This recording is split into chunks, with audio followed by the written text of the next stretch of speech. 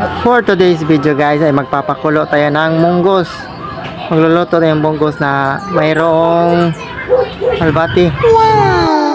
Kanina pa itong nagkulo-kulo ang kanyang tubig guys.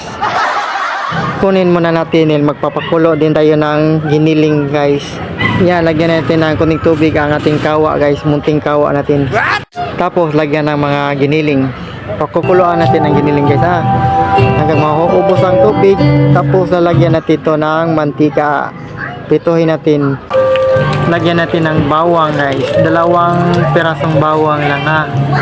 Para okay tayo. Tapos onion. Oh yan, onion yun guys. Tapos ukay-ukay. Yan, ukay-ukay. Ilagay na natin sa munggos na yung pinakuluan natin kanina. Tapos kunin natin yung kaway.